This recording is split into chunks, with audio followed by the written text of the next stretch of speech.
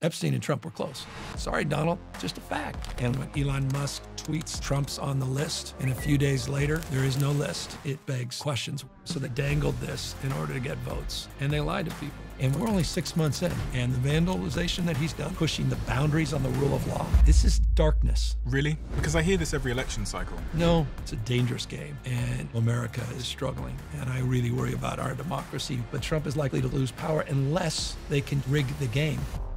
Governor Gavin Newsom, are you going to try and become the next president of the United States?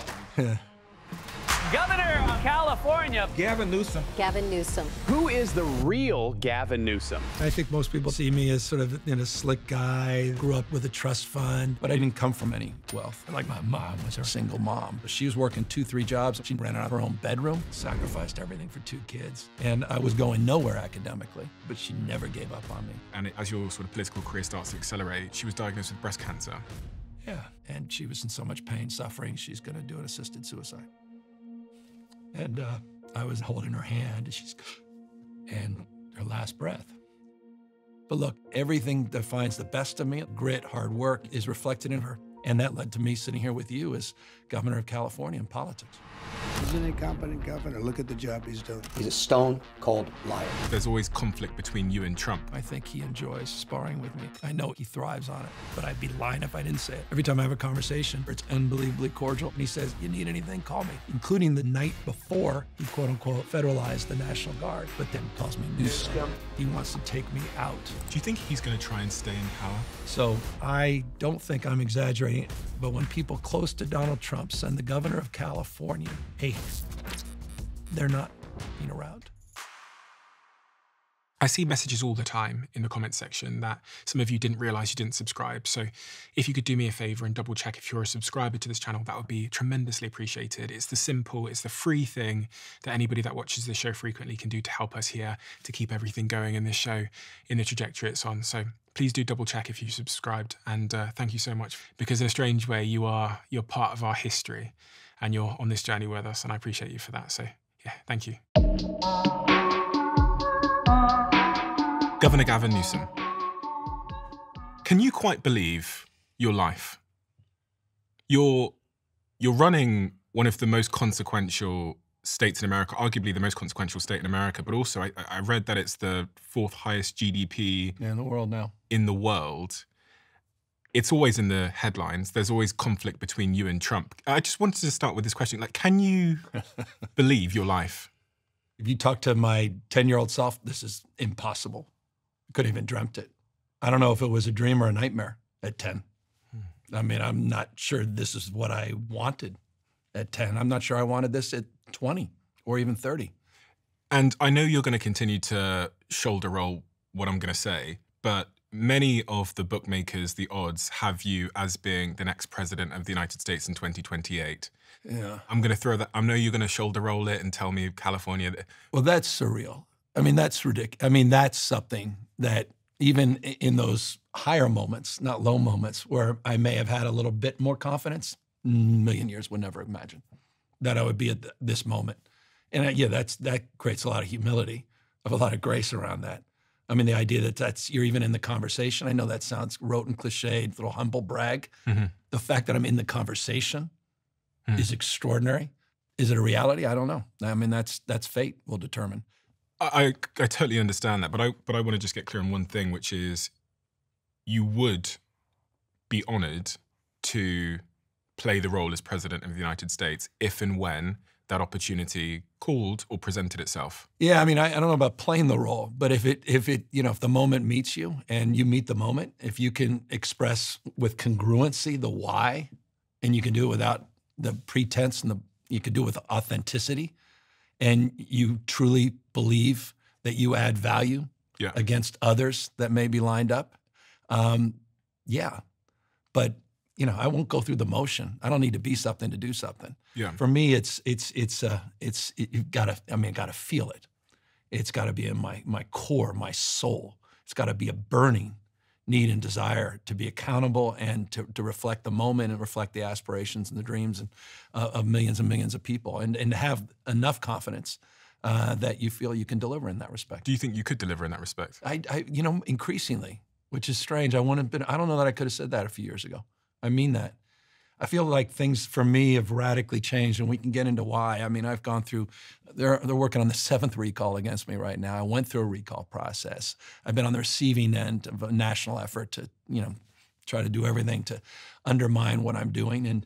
And going up against Trump and Trumpism and the surround sound and these propaganda networks 24/7, I'm more resolved now. I mean, in an intense way, ways I'm discovering myself in this process. I'm on the other side of where I ever expected to be, even a year ago. And I feel deeply accountable and deeply responsible and deeply motivated. I don't know where that takes me, but I know I have a responsibility over the next 18 months, and I'm gonna run the 110-yard dash. I'm not gonna run the 90-yard dash on the way out of here. And so that's what I know. I got a sell-by date, and I'm gonna put everything on the line.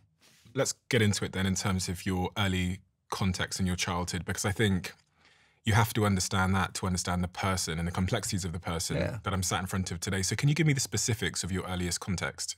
I think shaped like so many people watching. I mean, how many of us, over half of us, had similar experiences of, a 19-year-old who's pregnant with her firstborn, me. And a few years later, she's on her own with 2 kids. She came from no wealth, no real privilege. Her father committed suicide, was a prisoner of war coming out of World War II. She struggled with her own identity, her own confidence. She struggled raising 2 kids. My father, who left us but not in disgrace, who was an extraordinary figure but an elusive figure growing up, and sort of marked so much of my early childhood as sort of longing and trying to connect. But the anchor, the rock, was this rock star single mom. And everything defines the best of me and the worst of me. This notion of grit, hard work, you got to manifest, nothing's going to be handed to you, is reflected in her. At the same time, a lot of the anxiety and fear, sense of, sometimes loneliness. I mean, she was a very lonely person. Tessa. Tessa passed away almost 2 decades ago. And I'm now older than she was when she passed away. And I never fully appreciated her to the degree I do now. As a father, as a mother struggling with not only herself, just trying to be a good mother, trying to have a career, a life, but also struggling to support her kids and support a kid, in this case, me, who was struggling in every way, particularly with pretty severe learning disabilities, with self-esteem, and never fully appreciated her sacrifice. Give me the color on the learning disabilities, because someone looks at you, someone so accomplished in both business and in politics, and you say that you had learning difficulties as a child. I mean, I was a guy in the back of the class. I was a guy with the head down. I was a guy, soaking wet, sweating. I was a guy shaking underneath, if not physically shaking. Desperate not to be called on in the class. I'm someone who still can't read a speech. You're in the wrong business, I think, politics. You can't read a speech. I could do a teleprompter, but you'll never see me. Haven't seen me go up and down looking at a speech. I can't.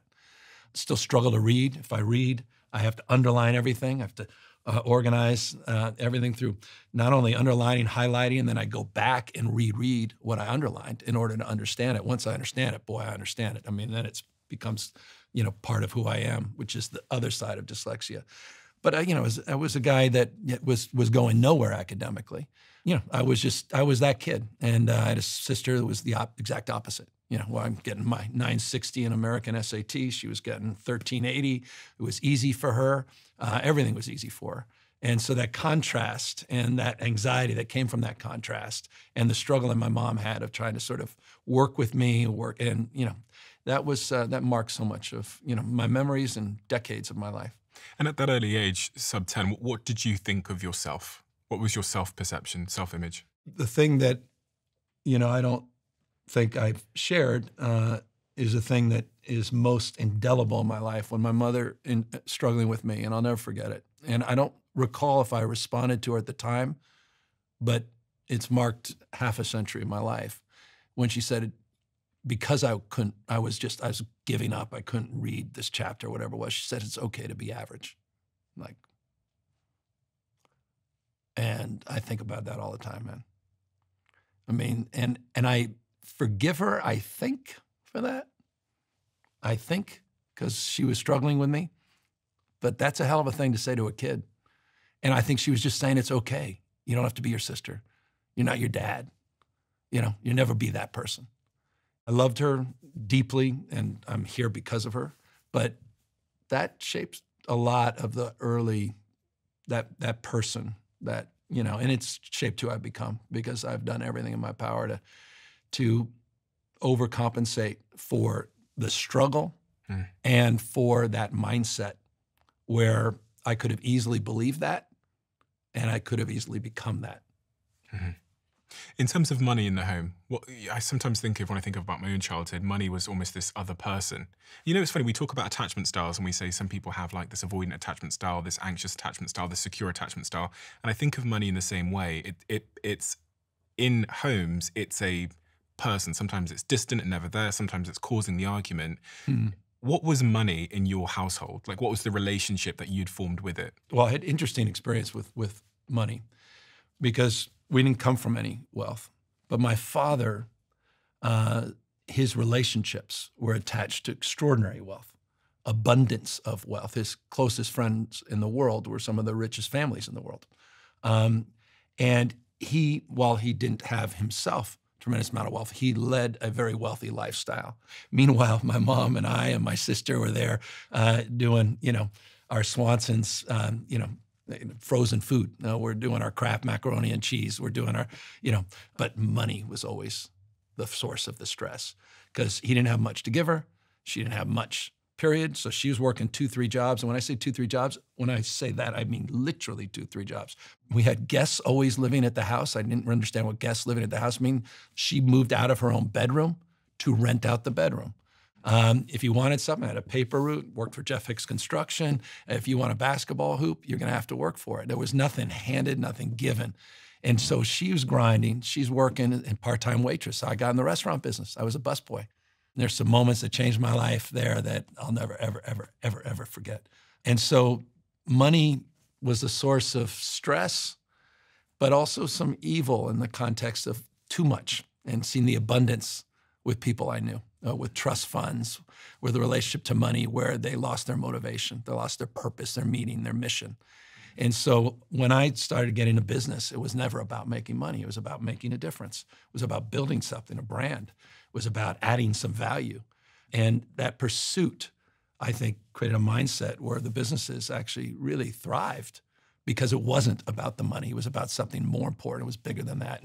And so my relationship to money in that respect really became a gift, a guide in terms of my entrepreneurial pursuits. Dyslexia certainly was the greatest gift in relationship to the entrepreneurial pursuits. And that led to this, led to me sitting here with you as governor of California in politics.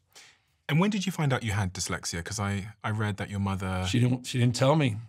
And I wonder, I think about this because I've got a couple kids that are struggling. And we made the mistake with one of them to tell him, yeah, I think you got, and now he uses it as a crutch. And she never wanted it as a crutch. She never told me. She said, I found out about it. I was home early one day, came back from school, and I don't know why, I ended up in her room. And I'm looking, she's got a little desk, and there's a file open, and I'm like flicking through files.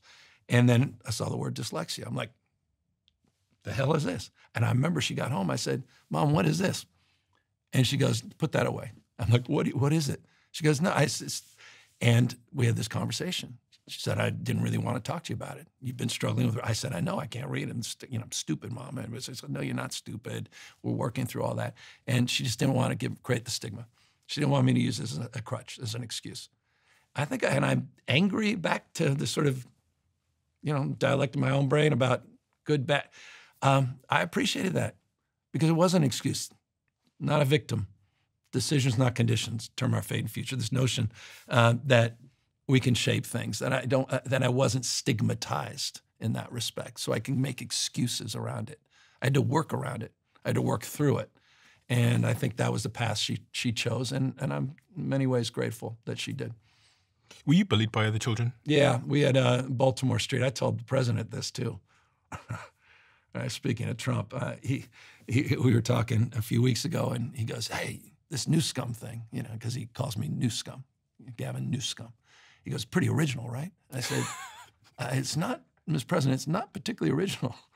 And he goes, what do you mean? What do you mean? I said, well, there was the bully on Baltimore Street. in Corte Madera, California, used to call me Newscum. He goes, hey, well, what, yeah. It's like, God. I mean, he was 7, 8, or 9. You're 79, Mr. President. I told him that too. And he moved immediately off on another topic. So I was the bowl cut guy, the hair, the Dutch boy look. You remember, I don't know if you remember the old Dutch boy stuff, sort of American, iconic American brand. And it was easy to see why I might have been bullied. Well, I've got a picture here if you look. Oh, look at me back at, isn't that great? So you get the haircut, you get the vibe. This is my father trying to insert, so Irish Catholic family. My dad went to Catholic schools, and so by definition, I went to Catholic school. My mother, who loved the sailor outfits, knee-high black socks. You're likely to get bullied going to the bus. Yeah, it's not the best cut, but we've all been on a journey with our haircuts. It's good. When I hear your story and the context you grew up in with your mother, with the bullying, with the challenges at school, with the dad that's away, and I know the stats around young boys that grow up in particular that don't have a father figure at home. That, for me, that's a perfect recipe for like small t, maybe big T trauma in some capacity. Later in your life, you talked about having challenges with alcohol. Yeah. Oh, yeah. No. And I wondered if that picture, that's part of the same picture, which is putting the mask on, various forms of escapism. Yeah.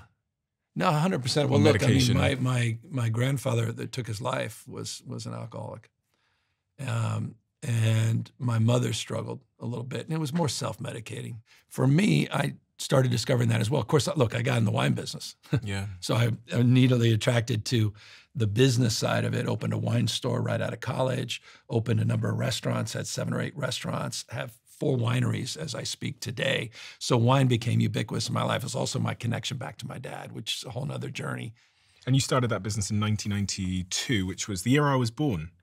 And as I don't rub it in. Yeah.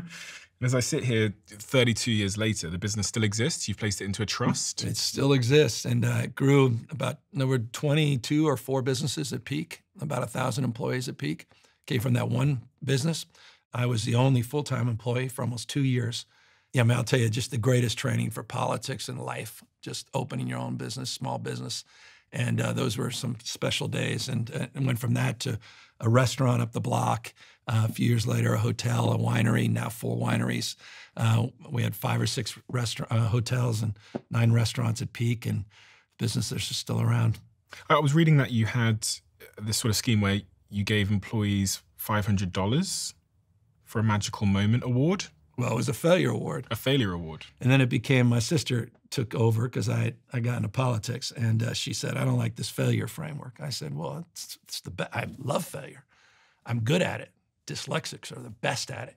Like, I mean, there's nothing linear about our lives. It's fail forward fast, miss 100% of the shots you don't take. So you were giving employees $500 if they failed? Yeah, I had a great, just a very brief example. So I had a little hotel up in Squaw Valley, Lake Tahoe area, and a lot of mosquitoes during the summer months. It's an old motel built for the Winter Olympics, the 1960 Winter Olympics, built in 1959 for the delegates. It was supposed to be torn down. It sort of patched together, and we held it together, but it had no air conditioning. So you'd keep the doors open, you keep the windows open, but in the summer, the mosquitoes came in, drove the guests crazy. So we had this night clerk, those crazy night clerks come in, and he was getting complaints all the time about the mosquitoes. And he, on his own, decided one day to go, before he went to work, get in at 11 o'clock at night, and he bought a bunch of catfish at the store because there's a bunch of ponds around the business. And he figured that's where all the mosquitoes are starting. So the catfish will eat the larvae of the mosquitoes, and he'd solve the problem. So he just on his own decided to buy a bunch of catfish, dumped them in the ponds all around the hotel. Well, about 4 a.m, this engineer calls me, gruff guy, says, the raccoons had a feeding frenzy and ran through the hotel because the doors were open with a bunch of, flying fish in their mouths and fish everywhere. And Ludo said, you got to fire that son of a bitch, this goddamn idiot.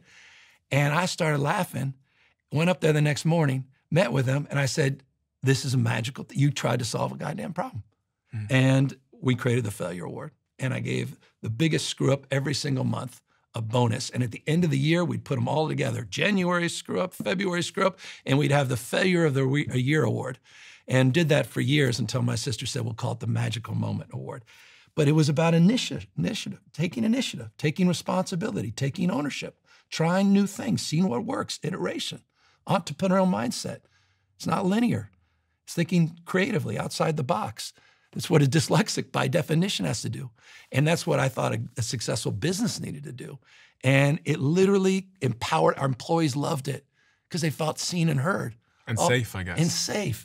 Because they were like, as long as I do it with, no one's jumping off cliffs here. We're not encouraging, recklessness, but risk-taking.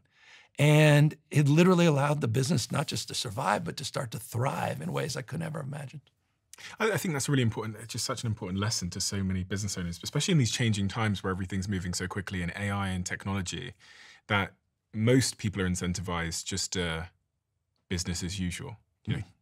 Protect our position if we're successful, or to prolong convention or whatever that might mean. But businesses that adopt that approach clearly have an edge in these rapidly changing times. Yeah, no, and look, I mean, back to just, I remember there was a book Tom Peters wrote called The Pursuit of Wow. I mean, if there was one book that just hit me in the core, that sort of expressed everything I wanted to become, he talked about hire the smile, train the skill, about finding these superstar leaders and developing owners with your leadership team. That he talked about, I remember the Ritz-Carlton at the time gave literally cash to the folks that were cleaning the rooms and gave them the ability to use the cash as needed to solve a problem for their customers. Mm-hmm. They created ownership with frontline employees that were undervalued or devalued. He talked about, I remember, diversity as a business essential.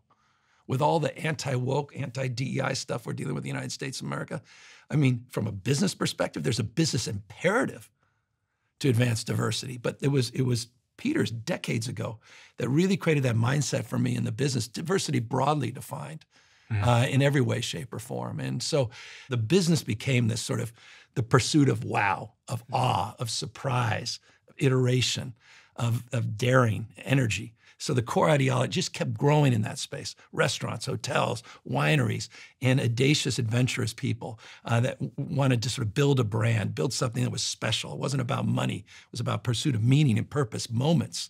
So why did you leave that and do politics? I know. There was two things happened. I got a phone call. I was running the wine store, closing it up, doing bookkeeping, accounting. The warehouse was in my apartment. One night, right before I'm closing up, this guy runs in to the store, and a very nervous guy. And he's like, can you help me? What's a good champagne? I got to get cold. He's like, thank you. Put it away. I'm like, it's good. He goes, can you wrap it? I said, yeah, I got it wrapped. He says, thank you, man. About 30 minutes later, the guy comes back. I'm like, oh, damn. Like I screwed up or something. But he's got this girl with him. And he's knocking on the door, and I open key back up. He comes in, he goes, just want to introduce you to my fiance. And I said, wow. He goes, well, your champagne, I just asked her to marry down the block at the Palace of Fine Arts. And we love the champagne. And I just want to say thank you. You were so nice to me. I remember literally sitting there crying after he left. Like that's everything. This is business, man. It's not a transaction. It's relationships. Talk about moments, magic, man. That's it. To your point, I thought this is it. This is my bliss. I'm going to keep doing this forever. And then I got a damn call from the mayor of San Francisco. Can I just ask you on that question? When that guy came in with his fiance, why was it so meaningful to you? I can literally still see the emotion in your face 20 years later. Because what I did had meaning. It mattered in a way I never thought. I thought it was a transaction. I thought he was buying something. I was selling something. It wasn't that, man.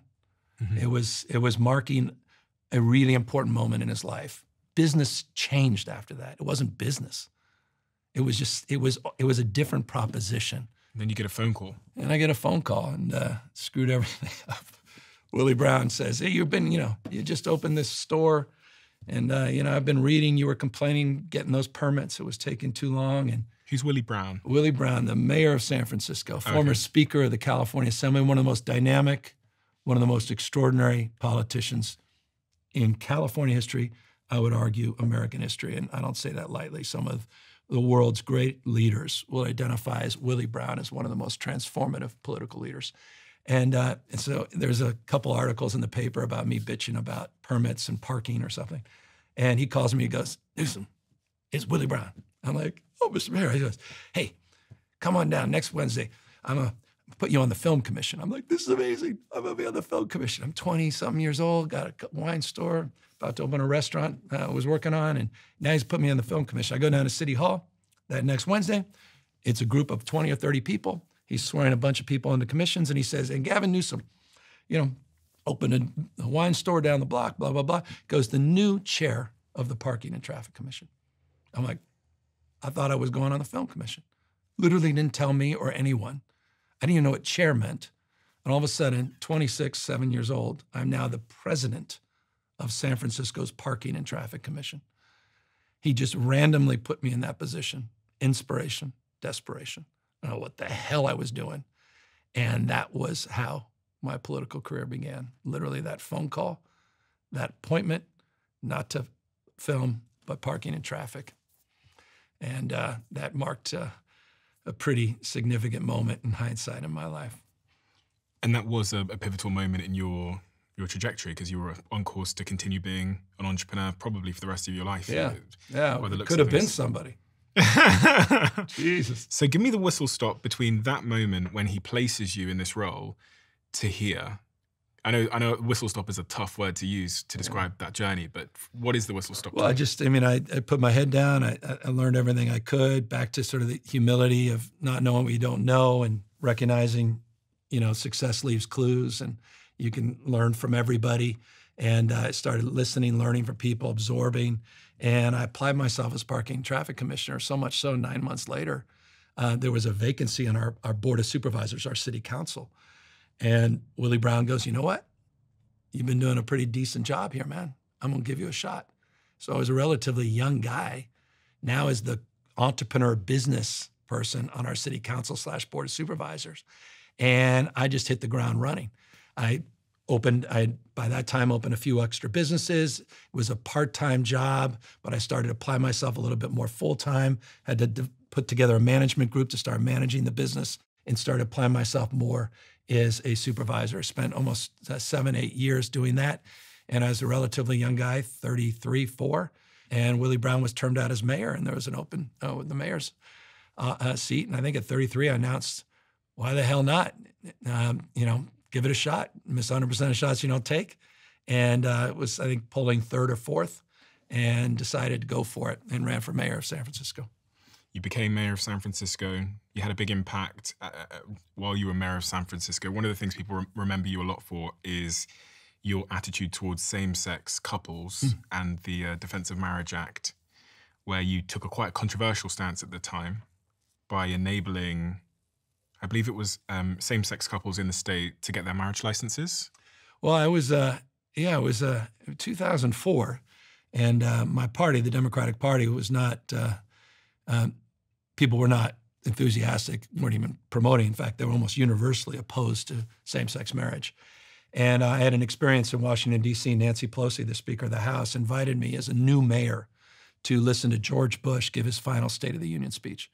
And I was there with an extra ticket, her husband's ticket, and I was up there in the rafters listening to George Bush give a speech. And in the speech, he's talking about the Iraq War, he's talking about a lot of interesting things. And he ends with, it's time for a constitutional amendment to ban same-sex marriage. And everyone starts applauding. And the people around me are applauding. I'm like, Jesus. I walked back out, and you had to put your cell phones, early cell phone days, and we're all in line waiting to get our cell phones back. And I remember the couple right next to me, as I'm waiting in line after the speech, goes, that was a hell of a speech the president gave. I'm so sick and tired. I'll never forget these guys said, I'm so sick and tired of the homosexual agenda. And I'm like, and I literally turned homosexual. It was pejorative. And all I thought about is, man, I want to introduce myself as mayor of San Francisco. I didn't say a word. I hadn't even thought about marriage equality. When I ran for mayor, no one asked me about it. They were talking about domestic partnerships. It was literally that moment that I walked outside, used that cell phone, called my chief of staff, and said, we need to do something about it. He goes, well, what do you mean? And I said, well, I'm gonna come back tomorrow, man. Let's do something. So I just got elected mayor and made the decision then, and it unfolded a few weeks later to start marrying same-sex couples. And we married Phyllis Lyon and Del Martin. They'd been together almost 50 years. You talk about faith, love, and devotion, constancy, what marriage should be about. They were denied the ability to marry for only one reason. They were a same-sex couple, and we decided to test the law and was told that people found out and they were not going to allow us to move forward with this marriage. We were going to do a simple ceremonial marriage and then file a lawsuit. Courts opened at 9 o'clock. They were going to do a temporary restraining order. I realized I was mayor. I could open City Hall earlier. So we opened City Hall at 8. We married Phyllis and Dell rather. And at 9 o'clock, the courts opened and we waited for the decision. And the judge said, there's no irreparable harm. There's no reason to have a temporary restraining order, which meant that we could keep marrying same-sex couples, which was not what we had imagined. Fast forward, what we call the winter of love in San Francisco, not the summer of love. February 2004, 4,036 couples from 46 states and 8 countries came to San Francisco to live their lives out loud, to say I do in this magical experience that just shook me to the core and changed just my relationship to my party. They were pissed. They were furious. The Democratic Party? Yes. And I got an earful from all of them. People I adored, revered, the same people said, all of them. I mean, this is the road advice that everyone gives. Whatever you do, just do the right thing. Do what you think is right. I remember that's what they, hey, young man, congrats on being married. Just do what you think is right. Mm. You do what you think is right. How the hell? Who the hell are you? I mean, I remember those. Who the hell are you to do what you just did? And it sort of shook my confidence in this whole racket of politics. Like, what am I doing? What did I just do? But it was a hell of a first impression as mayor to do that, and that sort of started my political life. When I overlap the dates here, you win your mayoral race in 2003. Your mother was sick in the years in the lead up to that. Yeah. She was diagnosed with breast cancer. Yep. So you're contending with the woman in your life who's clearly had the most impactful role on shaping who you are and being there for you when the odds were against you and when no one else was. In the lead up, and as your sort of political career starts to accelerate, she is suffering with breast cancer. Yep. And also suffering with her son being in politics. She did not want me to go in politics. In fact, the biggest regret she had is that I was walking down the path that my father was interested in that led to their divorce in the first place. He pursued politics and lost in 2 elections for state senate and for county supervisor, ironically, the seat that I held. Lost both races, was in debt, was humiliated, defeated, said he had a breakdown and left. That's when they got divorced. And she saw me walking down his path. And she loved seeing me in business. She ended up working for me as our bookkeeper. And she saw my passion in the business. She said, why the hell you get in politics? Don't do this to yourself. And she literally, near her deathbed, said, just please don't do this. Don't keep doing this. She was really upset that I ran for mayor. Something I think about, there are days where I go, she told me so. When you're sitting there facing a recall, you're like, told you so. A recall, for anyone that doesn't know, is? No, they just, in the middle of, you get a 4-year term and 2 years later they say you, and they get a petition and try to get rid of you. And I faced that just second time in a half century in California. I defeated it overwhelmingly. But that was a hell of a thing to experience and to see the nationalization of that recall. I mean, the entire Republican Party came out to try to take me out politically. And you think about what your mom said, you're like, she may have been right. When did you realize that your mother wasn't going to make it with her breast cancer? It was when she went through, so often is the case, she fought back, it was in remission, and then boom, it hit again, and it metastasized, I'll tell you, this I will never, ever, ever, ever recommend for anyone, and this is just my own personal experience. She called me, left a voice message. Imagine getting this voice message. I was very busy doing all this stuff and obviously not attentive enough to her. And she was making the point. She goes, hi, honey, it's your mother. I know you haven't seen me in a while, but next Thursday, I won't be around. So you may want to come next Wednesday because it will be my last day. Literally left a voicemail like that. I called my sister. I'm like, what the hell is this? She goes, she's crying. She said she just told me she's going to do an assisted suicide. because it's so bad. She left a voicemail. And so that next week, I was there, my sister and I were in her room. Doctor comes in, gives her some, what turned out to be Oxycontin. I remember like early on, like, what are these pills? She had to take those an hour before he got there. She takes them. God is my, we're going through fucking photos like this, man. That's all she wanted to see. All the old photos of us growing up. And we're sitting there on, my sister on the left, I'm on the right. My mom there, took these pills, waiting for the doctor. And she's going through all these old photo albums of us growing up, talking about these moments. Yeah, come on, man. So, yeah. And, but wanted to be there for her. Doctor comes in, administers, and she starts gasping. My sister runs out. The doctor had already left.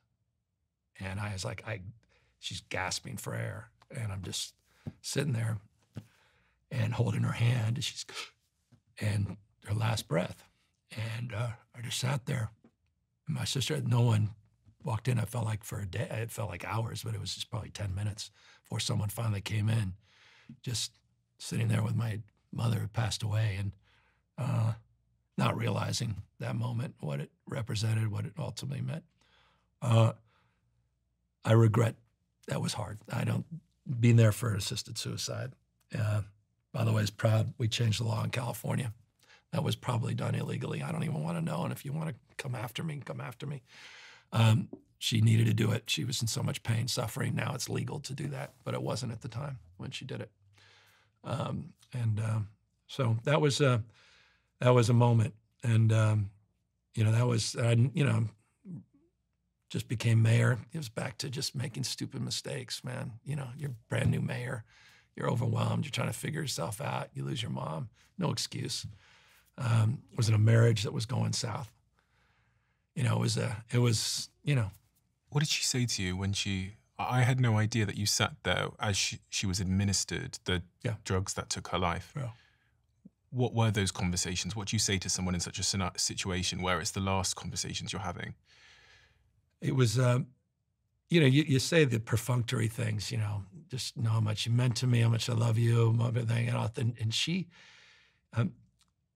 all she cared about is just don't forget me. She said that. That was the last word she said. God is my witness.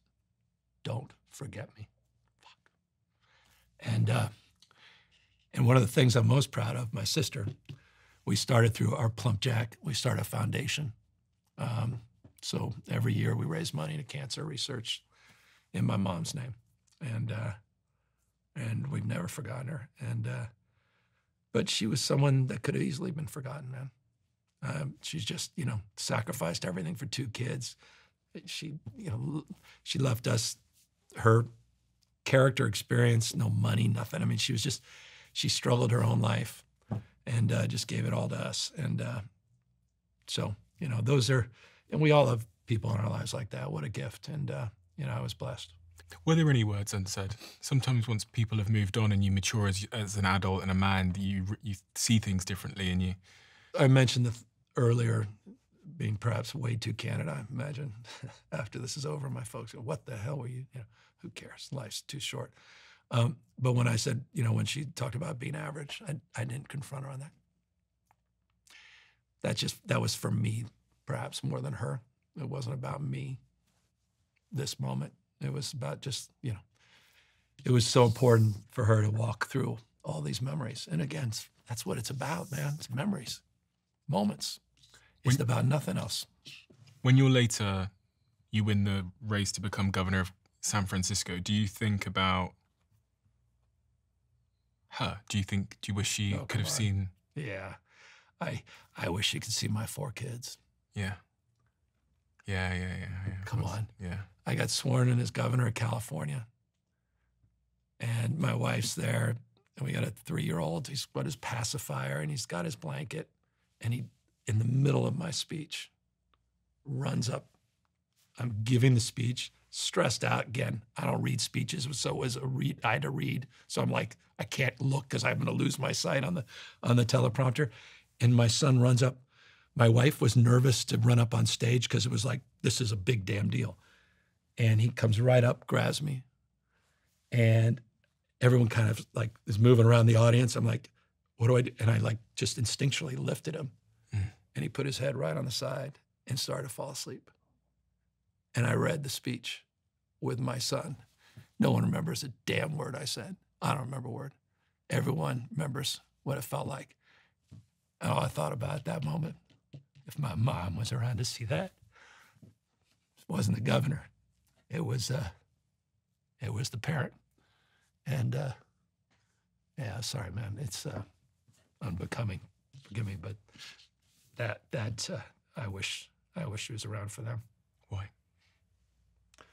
Because it's well, I wish I could thank her for being an extraordinary parent. I never did. I told you I took her for granted. I never knew how hard it was until I had my own kids. But I think she'd be so proud of our, you know, of 9-year-old Dutch, 15-year-old Montana. I think she'd be proud of me in that respect. I think she wanted me to be happy. She wanted me to be a good husband. I got this incredible rock star wife, Jennifer. I got these 4 unbelievable kids, man. Just fill me with joy. I struggle to be a better parent, husband, politics, you know, but that's all she wanted for me.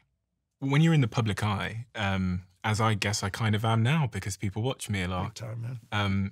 There's always this balance between what people see, which is a very two-dimensional thing, which is what people see of me, and then there's the imperfect, messy home life, which I contend with every single day. Like even on the way here this morning, I'm like, I'm gonna be late for Gavin Newsom because my girlfriend's having like period cramps, and I'm like, I don't want to leave my girlfriend, but I need to go. I'm gonna be late, and I'm like trying to, you know. And then we had the alarms going off in the house, and then all the lights flickered because we just moved in, as you know, and then just craziness. And then you look at my phone, and there's business problems, and then there's my family problems are going on, and then I come here.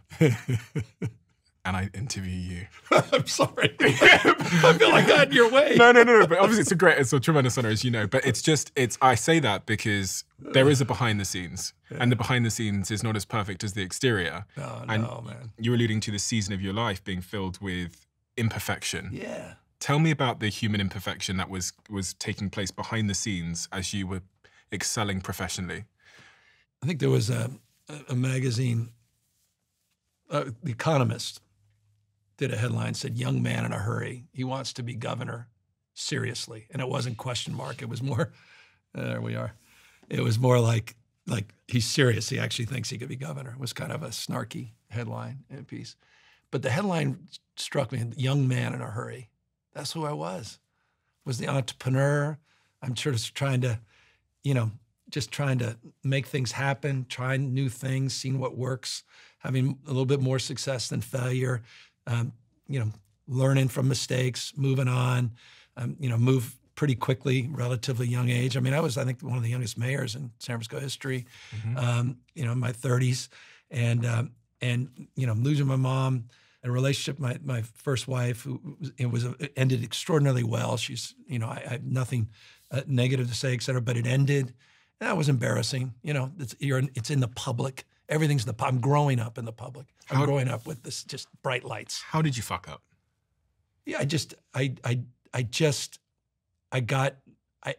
wasn't situationally aware. I wasn't emotionally mature in terms of, I remember a good friend of mine, Mimi Silbert, who's just a rock star, just got my act. She is the one who got me to get my act together. She goes, "You're the mayor in San Francisco." I said, "Yeah, I know." She goes, "Well, then start acting like it." I said, "What are you talking about?" I said, when I go in, I don't need to be in the front row. She goes, "You need to be in the." I said, "I don't need to. I don't like being in the front row. I don't need to be right." She says, "The fucking mayor, and you'll be in the front row, and you'll have people watch you in the front row because that's what they want from their mayor." And I'm like, I remember her saying this. I'm like, "What?" I just say, she's like, "No, I'm good." She says, "It's not about you." I said, "Well, no, I don't need that. I don't need to. I like the job. I don't. That's not part of the job. That's the pad. That's like the press conference side. I don't." And it was such a. She literally. It had such a. I remember sitting there with dinner with her at Delancey Street when she said that to me, and it sort of hit me in the core. There was a lack of maturity. That I was just the entrepreneur that happened to be mayor, and is ironic, based on our conversation, needed to play the role a little bit more than I was. And I needed to mature, and I needed to get my act together. And I went through a process. There was a couple years there, a year, where, a lot of things happened all at once. And I was able to get through it, get reelected. What were those things that happened all at once? Well, I mean, divorce, you lose your mom, divorce, dealing with a new job, dealing with high-profile decisions that became very national. All of a sudden, I'm, punching above my weight as a young elected official in ways that not many people didn't necessarily imagine. Marriage quality issues being one of them, other things that I was involved in. To your point about drinking a little too much, and after the divorce, making some stupid mistakes that I owned up to and regret, and having to work through all that. I mean, these are, it's around this time, and what I could tell this kid. What would you tell him? Get your shit together. You're referring to an extramarital affair, which you owned up to. Yeah, I wasn't married, but she was. And it's funny, I've got a little memoir that I'm putting out, ironically called Young Man in a Hurry, next year. I love the title. I can relate as well.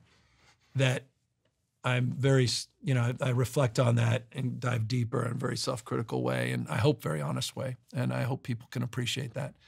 I think people will, because I think every normal human being understands that they too are imperfect, and especially when life takes hold and you're growing and you're learning, we all make mistakes. I've made mistakes and I expect to make a lot more. Yeah. But I think it's in the admittance of those mistakes and acknowledging them that's where we find out who we actually are. Yeah. And humiliated. I had no knowledge of any of this stuff, but so when you say humiliated, I just humiliated. My dad, he said something, and I'll tell you, it carried forward with me. He told me at the time, he was so disappointed in me. And he said, you go home with the one who brought you to the dance. Fuck. And that was the impact I had on one of my friends that I, because of that it's not a way, it's just like the shortest, it wasn't even a relationship, it was like just some stupid stuff. And I've just tried to, and the fact that we're friends today is like really important to me, like one of the most important things, like to sort of reconcile. And that's been really profoundly important as part of the journey. But I let him down. I embarrassed my dad. I embarrassed myself. I wasn't myself. And I had to get my shit together, and just a drop of the dime. I mean, back to just Mimi Silbert, just a rock star. And she told me, I remember she said, you're coming over to see me tonight and we're going to fix this. I've built companies from scratch and backed many more. And there's a blind spot that I keep seeing in early stage founders. They spend very little time thinking about HR. And it's not because they're reckless or they don't care.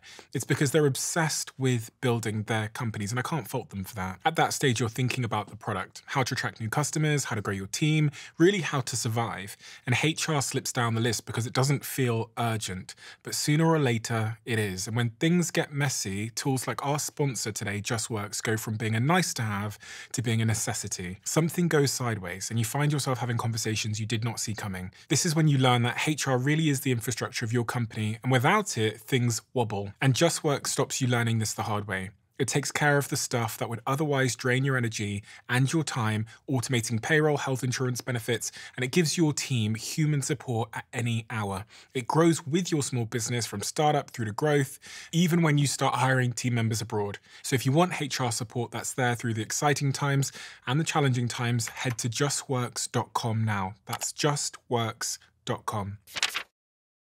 At that age, you were a very young man. I mean, you still look like a young man now. God bless you, brother.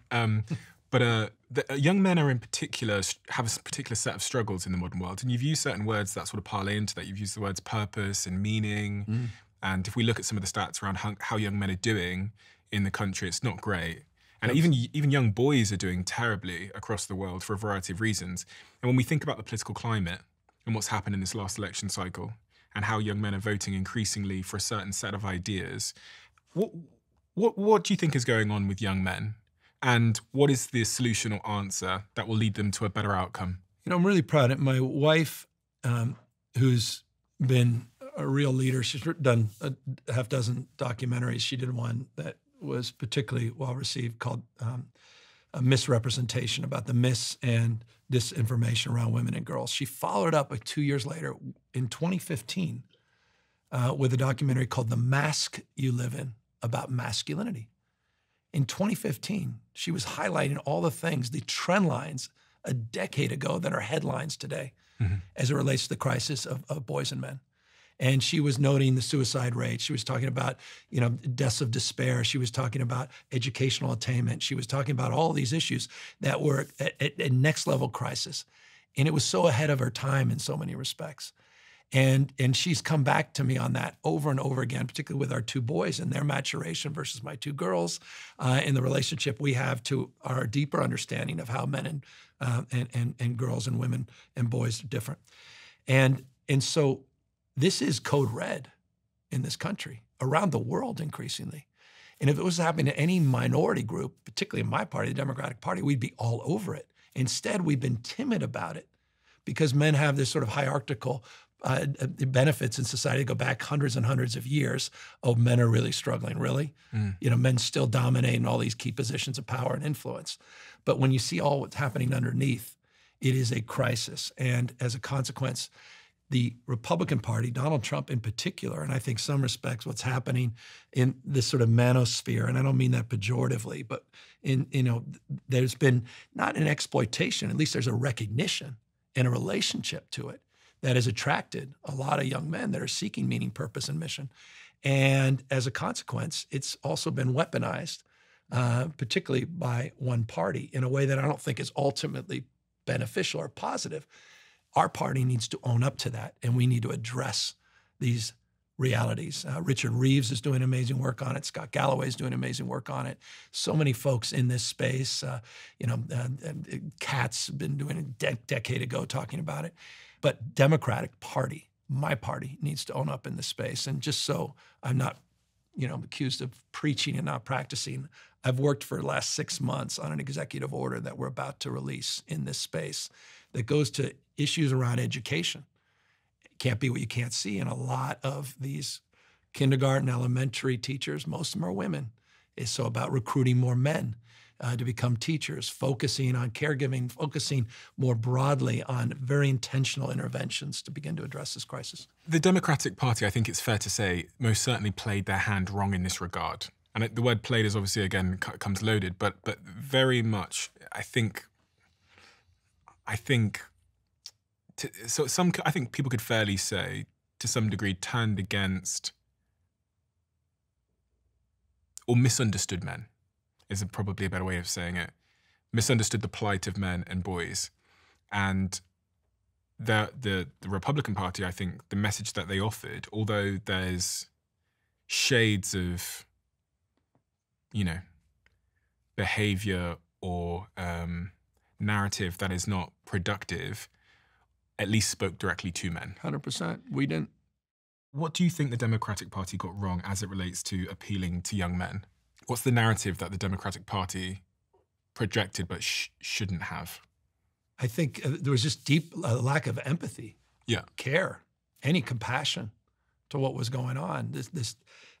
And recognition, even deeper understanding. I think it's still something. I still have conversations with folks, and people are very uncomfortable in my party talking about this, particularly members of my party in leadership positions, particularly women that just feel like, come on, we just went through Me Too. We're struggling with gender inequality. We still don't have equal representations in all these CEO positions. And obviously we're struggling in legislatures. We continue to have this glass ceiling we can't break. And what more proof do you need than Kamala Harris and Hillary Clinton? We don't even get paid for the same amount as men. And what the hell are you talking to me about the unique plight and challenges of men? And then you start saying, well, there's going to be 2-to-1 graduates coming from our UC system here in California in the next 6 years. They're like, that's not true. And then they see the dads, women, and they go, oh, I didn't realize that. Or 2-to-1 women graduating versus men. I mean, we're on that track. Yeah, we're moving down that path. Same in the UK. You see the suicide rates are just off the chart. You see the deaths of despair, meaning overdoses, off the charts. And you see all of these indexes of unhappiness and loneliness and isolation. You see, Scott, he's the best. Talking about what this means in terms of just the inability for boys to ever become men, to be caregivers, to be those warriors, to have, to be those role models, to even have the masculine traits of just being able to be engaged in a real relationship, as opposed to attached to some notion of relationship online porn or something. And so it's a comprehensive strategy that needs to be engaged. And for me, politically, it's, as I said, it's code red, not just the substance, the morality of it, but also the politics attached to it, because the other party has weaponized this, and it's multicultural, it's multi-ethnic. It's not just white male grievance that's being expressed in this space. If and when you become president in 2028 or another year, how is the attitude towards men going to shift, and what are the practical ways that you get there towards, Well, I don't think you wait for that moment. I think we have to shape that moment. I think we have to take responsibility. We have to take account. We have to have first of all, you have to have a deeper sober reflection of why the hell the Democratic Party is at 27% in polls just a few months ago. I mean, it's a toxic party in terms of its brand. Why? Exactly. We need to understand that. I can give you 25 theories. But can you give me because I'm not a politician, so I don't understand a lot of the political talk, but that is staggering. Yes. And why did it happen? Yes. Thank you. No, that's the question. Why? How did that happen? It's one of the reasons I started my own podcast. Yeah. It was part of that exploration. Again, back to humility and grace, two words I'll use over and over and over and over again. Seek first to understand before you're understood. I listened to all the punditry hours after the election results. Yeah. And everyone was an expert. I'm like, that's amazing. You're an expert? It was Israel, for sure. No, it was inflation, for sure. No, it was interest rates, for sure. No, it was incumbency, for sure. No, it was woke, for sure. It was trans, for sure. Everyone was for sure. They knew exactly what it was. I'm like, this is amazing. Everyone just knows what's going on. Meanwhile, I'm like 20 pages in, writing this down, saying, oh, it's about loss of manifest. Oh, no, it's about manifest. No, it was about Joe Rogan. We didn't go into, oh, for sure. It was about, she didn't say this, or it was The View, for sure. She could have separated from Biden. No, it was and then I'm like, well, wait a second. I need to really understand this more fully. Well, and so that became my own journey back to the entrepreneur, trying to iterate and deciding to get some folks that I vehemently disagree with on a new podcast, Charlie Kirk, because for sure he was successful in convincing a lot of young men to turn out in record numbers for Trump. Yeah. I wanted to learn about that. Back to this notion of success leaves clues. I want to pick his brain. What are you doing right, man? Show some humility and grace as it relates to not try to be argumentative in the interview. I'm trying to pick. I want to know why you're so successful. That offended a lot of people. What did you discover? He's got a plan. He's executing a plan. He's got a strategy. He's got a date that he's identified with a goal attached to it. He's got a dream with a deadline. He's there in places people don't expect him to be. He's meeting with folks without any filter. He's willing to confront people he disagrees with and agrees with. He's willing to be out there on the field. He's organized a construct, and he's been very deliberative of building a sense of community. And this notion of community, we all want to be connected to something bigger than ourselves, is a big part of this as well, part of the MAGA movement. And particularly with people feeling disconnected, you're naturally going to want to find your way back to something bigger than themselves that sort of moors you and gives you a sense of purpose and meaning as well. And when people are lost, they do go in search of someone who resonates with them and someone who speaks directly to their plight. And my observation as someone that's not an American, when I think about someone like Charlie Kirk versus Kamala Harris, it's the absolute opposite approach. Yeah. Kamala Harris, lots of people say she avoided going on Rogan. She wanted Rogan to fly to her. She was going to give him a tiny short time window. It was probably going to be a bit sanitized in all respects. And then Charlie Kirk sits on campuses across the US and has students come up and ask him any question. Yeah. And his response is, he shows you his response to his credit, and he doesn't care about sanitization or being politically correct. Correct. And he puts it on YouTube for hours and hours and hours and hours. And I think in a glass box world, where we get to see inside now because of technology, the black box approach, where your PR team tries to paint an image on the outside, is over. And we saw it in this election cycle. And you're leading the charge. I have to give you credit, you are leading the charge there, because I can't think of another key political figure globally who has started a podcast where you literally invite the other side on. So you're doing I think you're playing the glass box approach. I love the way you describe that, and I everything you said resonated with me. Had Steve Bannon on, Yeah. which is just in of itself was interesting. Look, these folks exist and persist. You can deny it. My party can deny it at its own peril. Back to your point about what the hell's happened to my party, and so trying to understand that, trying to unpack that. But it's interesting. Just I think Kamala is an old friend of mine. I don't want to get into Kamala. And I say old friend, and people roll their eyes in politics. People say old friend. It means they're frenemies. It's not.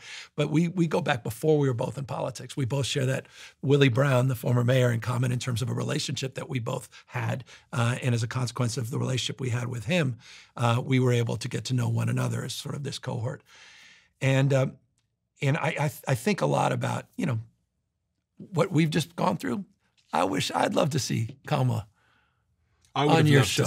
I'd love to see her picture of mom and dad. And I know her as well or better than most. Yeah. But I would love to see that side of her. I would. So this notion of, what'd you say, glass box? Glass box versus black box. Black box. Yeah. Hey, I'm on here for a reason. Yeah. I just, it's like I'm out of any excuse. Look, you are who you are, and let it all out there. And I think people, I think we claim we long for authenticity. I still mostly believe that. Sometimes I question that because people want you to be your authentic self, but they're like, well, don't swear as much, or be your authentic self, but don't be so emotional, or be your authentic self, but there's a but.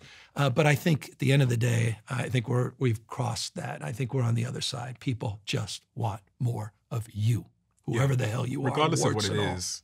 Because even the crazy thing I observe about Trump is even the imperfect things he says that would once upon a time have revolted some people and would have had adverse reactions, the fact that he's willing to say them creates the impression in my mind that I know who he is. Yeah.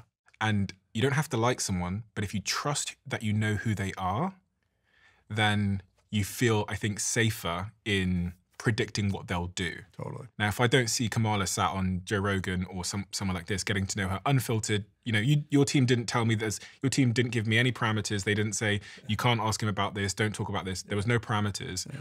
At least people will know who you are. Yeah. And I think most people don't. They see me as sort of a slick guy that, was like, they think I grew up with a trust fund. Everything was handed to him. People don't know my entrepreneurial background. I don't think they believe what they may have seen on Fox News out here, or One American News, and the weaponization of that. And so, it's critical. I think for our party generally, I think for both parties now, you've just got to get out of that bubble. I give Trump, to your point, credit in that respect, in every way, shape, or form. You can criticize him for many things. You can't criticize him for accessibility, for at least appearing to be authentic in terms of his approach, his willingness to confront and engage. And I think that's very refreshing. Well, how do you think America's doing? I think we're struggling. Our identity. I think we're, Trump has made us feel free to shove again. It's not our better selves. The sort of John Meacham language, the soul of America is struggling. And I really worry about our institutions. I worry about our democracy. I worry about neighbors turning on neighbors, people forgetting the universal truths that we all want to be loved. We all need to be loved. I talked about everybody needing to be connected. We also need to be respected. And I think people are talking down to each other, talking past each other. It's, again, why I want platform people I disagree with. And Newt Gingrich on, former Speaker Gingrich, who led my recall effort against me. I'm trying to just find some balance in that respect because, there are good people that vehemently disagree with us. I don't know that it benefits any of us to demean or belittle folks. That's my thing with Trump. He attacks vulnerable communities. My mom, her real early indelible inspiration for me in terms of one of those 2-3 jobs she had wasn't just working as a waitress and doing the bookkeeping, but she worked for aid to adoption of special kids with the DeBalt family that had kids with intellectual and physical disabilities. And I remember spending time with these kids. And I hate bullies. I mean, forgive the word hate. I know I hate bullies. I don't like people demeaning other people. I don't like people scapegoating vulnerable communities. My why is standing up for ideals and striking out against injustice. It defines 9 out of 10 things for me: personal, professional. standing up for ideals, striking out against injustice.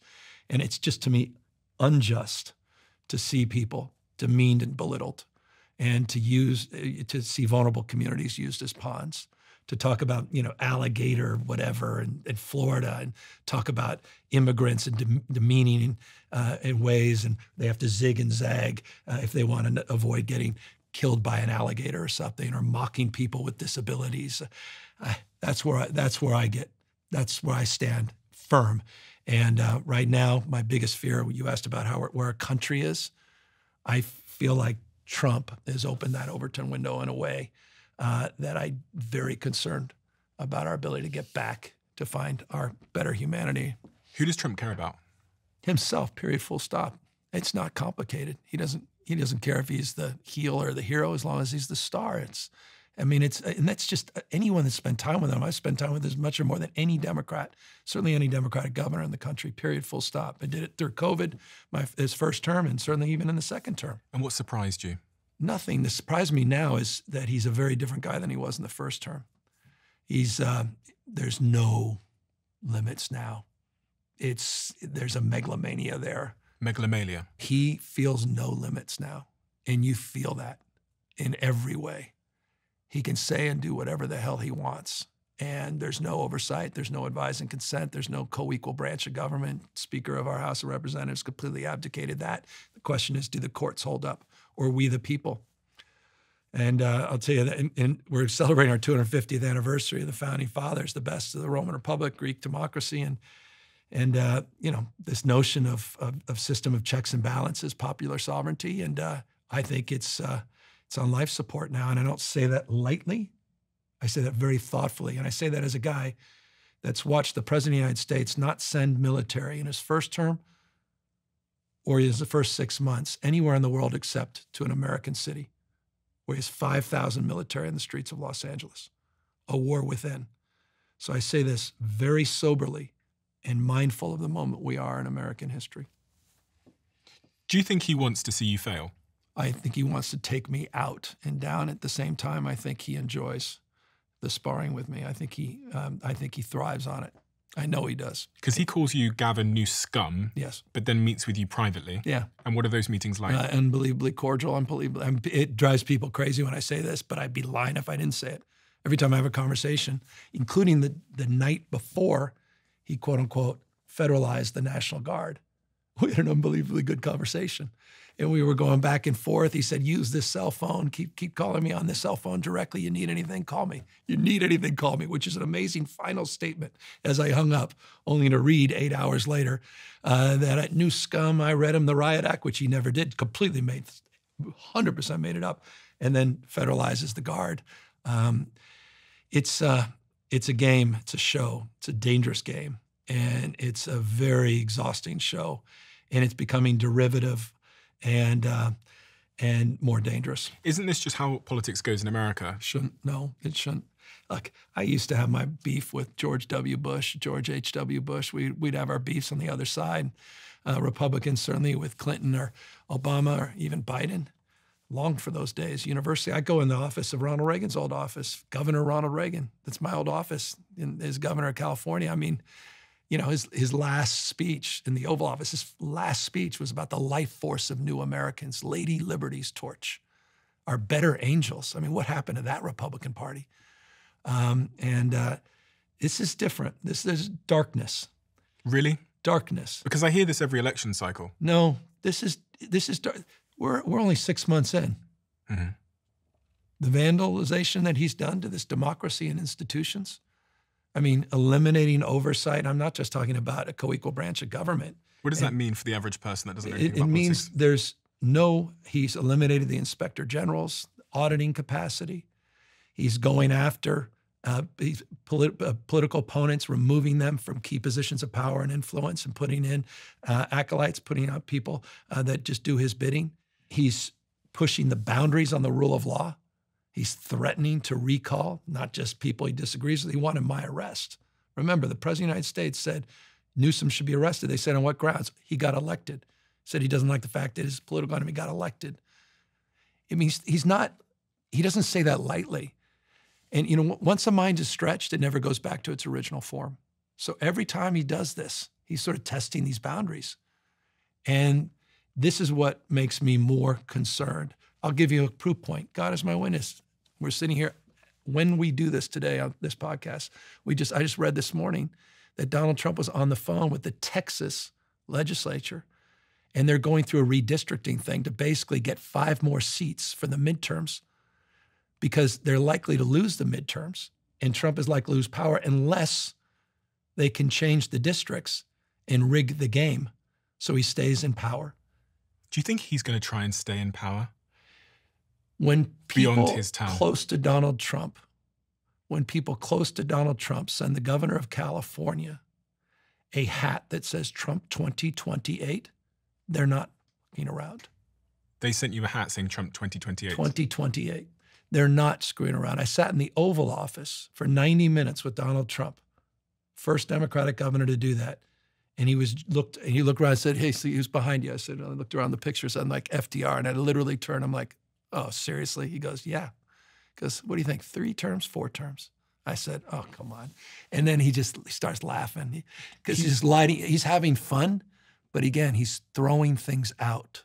He's iterating. Do you think he would stay for a 3rd, 4th term? I mean, I think he's the guy that tried to wreck this country, tried to light our democracy on fire. He said it was a day of love, January 6th, so much so that he literally, as you know, pardoned everybody that participated in that melee. I mean, that happened. That is grounds in and of itself to question whether or not I'm overstating anything. And that was first week in office. I mean, this is shock and awe. We have people in masks going to car washes without identifying, and people are disappearing. In the streets of America today, thousands of people disappearing on the streets of America today based on what you look like, your skin color. On the streets of America today, that's happening. That is not normal. And every day he's able to shapeshift and distract us to move someplace else. I've got a big announcement, huge announcement on Putin. I'll do major sanctions in 50 days. Really? I mean, this ability to distract, it's serious. What lies underneath is serious. And I don't think I'm exaggerating it. And I'm very, very cautious when it comes to this kind of language, because you're right. When you tend to say, start crying wolf here. I don't think we're overstating the seriousness that we have to push back, the seriousness of purpose to which this moment needs to be met, that is.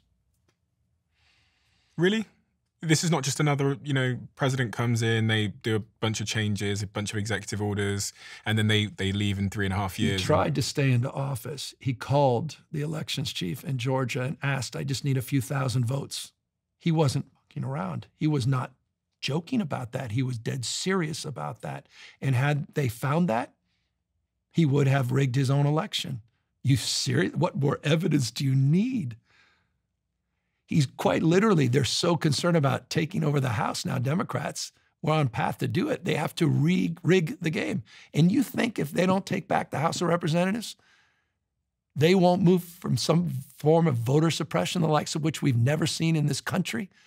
Threats of martial law. What do you think this whole experiment with 5,000 military, weeks and weeks and weeks, doing nothing, by the way. They're sitting in the armory. They're doing nothing. They're there for show, but he's pushing the boundaries of what they're capable of doing, testing the courts and the Constitution. That's for a larger purpose. And I'm not trying to be, it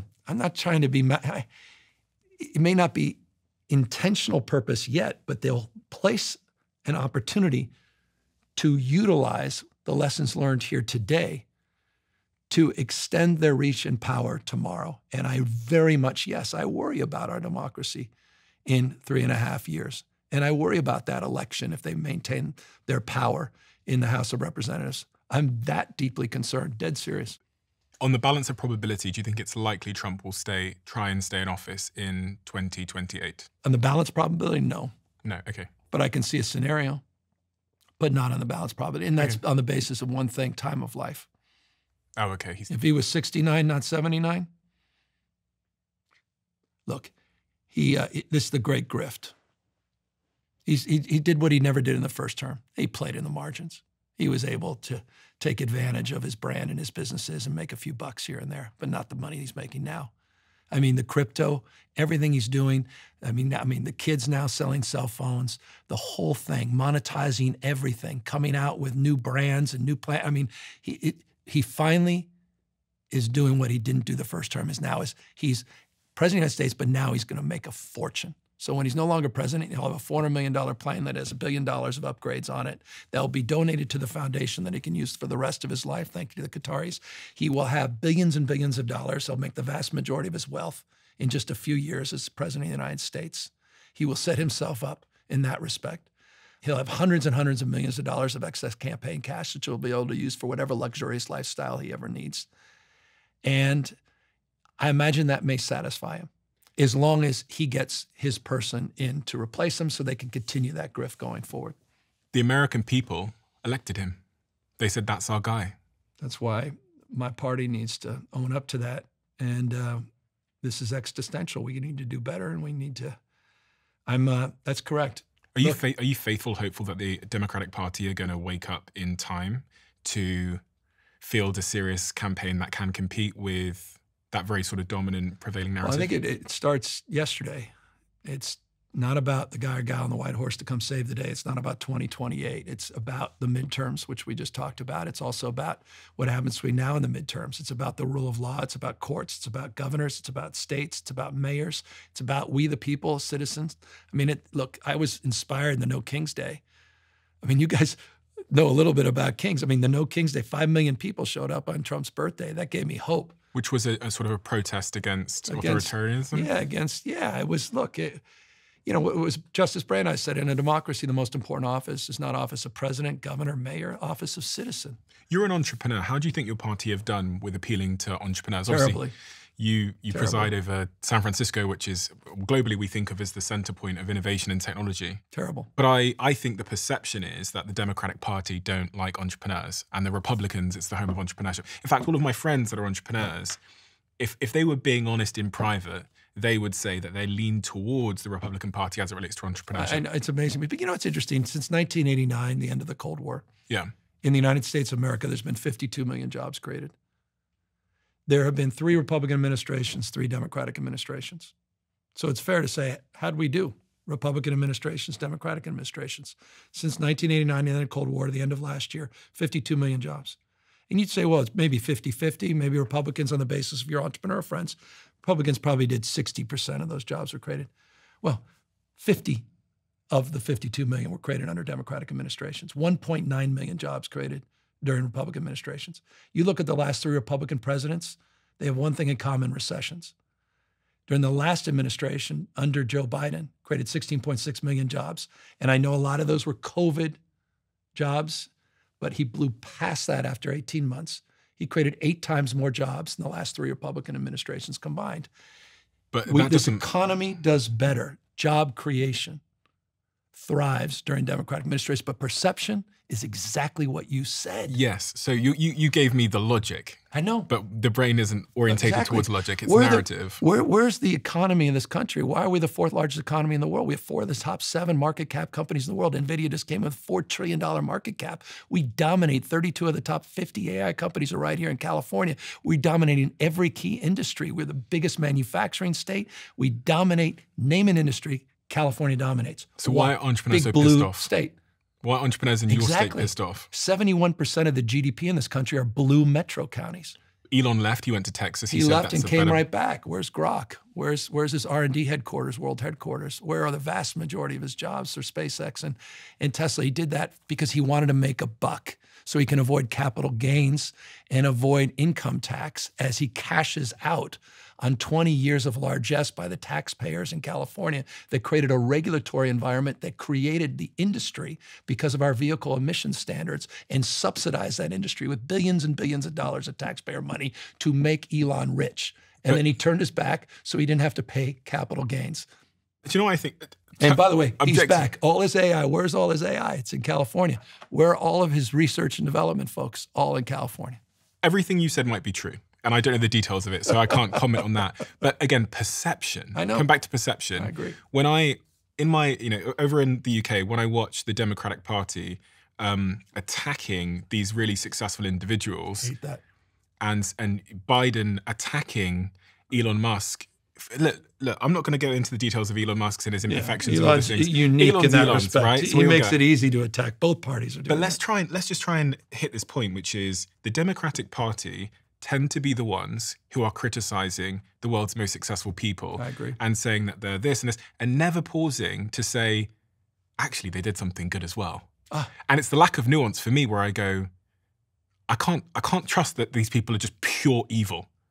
I can't trust that they're just pure evil and only bad things, which is all I hear. Yeah. But on the right side, you might hear the opposite. Where is the nuance here? Like, can you say something positive about Elon Musk? There's been no bigger champion of Elon Musk for 20 years than I have. I've been his biggest supporter. In fact, I have one of the first Teslas right off the factory floor. I've been his biggest promoter and supporter for decades and decades. So I've said that over and over again. It all tends to be negative about these entrepreneurs. You know, you can understand from like left politics around the world does seem to have a certain disdain for successful entrepreneurs. So let's talk about that. It is the worst part of my party. I can't stand it. I do not begrudge other people's success. I'm inspired by it. I admire it. We opened this conversation up, all these heroes of mine. Like Richard Branson's a hero of mine. I love his success. I love his audacity. I love his ability to compete. I love his ability to promote, create jobs, opportunity, wealth. I think it is a big problem in the Democratic Party. And we do not do enough to make this fundamental point, you know, that you cannot be pro-job and anti-business, period.